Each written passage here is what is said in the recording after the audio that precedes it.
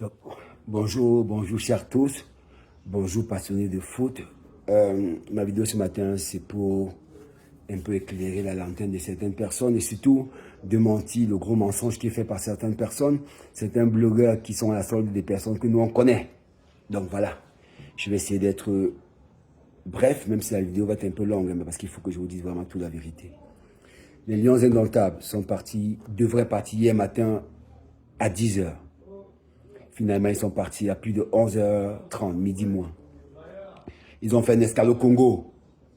Du Congo, ils se sont certainement renseignés pour l'Afrique du Sud et la ville de Nesbrook, où ils devaient atterrir. Et ils avaient le renseignement comme quoi l'aéroport de Nesbrook ferme après 17-18 heures. Donc, ils ne pouvaient pas atterrir à Nesbrook.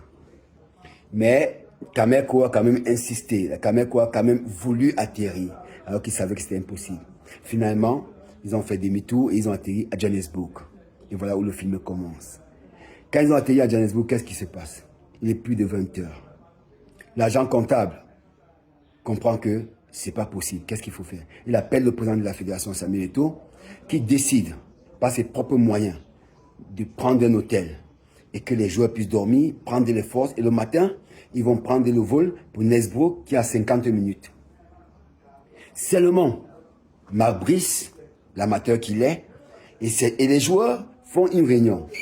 Les joueurs décident, alors qu'ils savent bien que c'est très long, un bus à plus de 350 km, ça va faire plus de 4 heures. Ils décident avec Marc Brice, ils disent à l'agent comptable qu'ils ont eu des informations de leur hiérarchie, c'est-à-dire du ministère des Sports, qui a décidé qu'ils doivent aller en bus le même soir. Dans la palabre qu'ils font, ils quittent là-bas vers minuit. Ils arrivent à Nesbrook à plus de 4 heures du matin. Ils ont un match important aujourd'hui.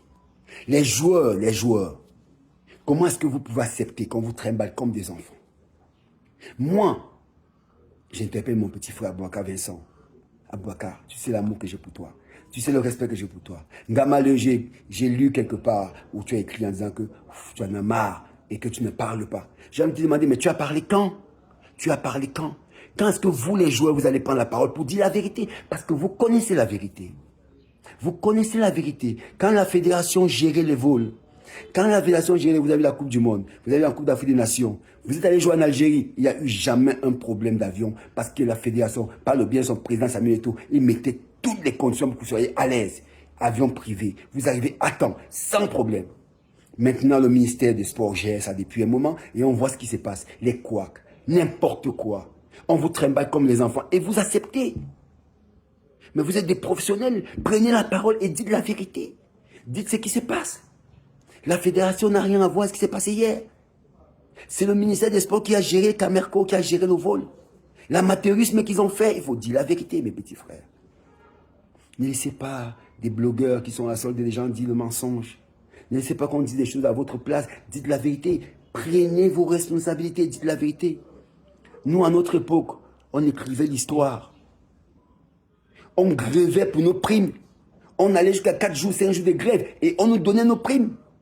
Et on écrit l'histoire. Le peuple ne retient que ceux qui écrivent l'histoire. On va retenir que pendant votre période, il y avait le désordre et vous n'avez jamais pris la parole. Ce n'est pas normal. Prenez la parole et dénoncez ce qui se passe. La Fédération camerounaise de football, pas de bien son président, le comité, ils n'ont rien à voir avec ce qui s'est passé hier, vous le savez. Dites la vérité, mes petits frères. Prenez vos responsabilités, dites la vérité. Vous êtes des professionnels. Et vous ne pouvez pas laisser les amateurs qui font ce qu'ils ont fait hier. Non. Non. Vous avez un match important aujourd'hui. Et vous ne pouvez pas accepter que vous preniez, on vous amène en bus à plus de 4 heures. À la veille des matchs, les jambes vont gonfler. Comment vous allez faire? Alors je vous en prie, prenez la parole. Et dites-le, restituez la vérité. La fédération n'a rien à voir. Le président de la fédération a pris l'hôtel, il a payé de ses propres deniers. Et vous n'avez pas le conseil du ministère et de ses agents. Et Marc Brice, qui est un amateur, qui ne connaît rien. Parce qu'il ne connaît pas le fonctionnement de l'équipe nationale, ces messieurs. On vous le dit tous les jours. De grâce, prenez la parole et dites la vérité. Ok, mes petits frères, je vous souhaite un bon match. J'espère que vous allez donner le meilleur de vous-même comme toujours et nous gagner le match cet après-midi. Mais de grâce, Prenez la parole et enfin dites la vérité. Ok? Bien des choses à vous. Bon match.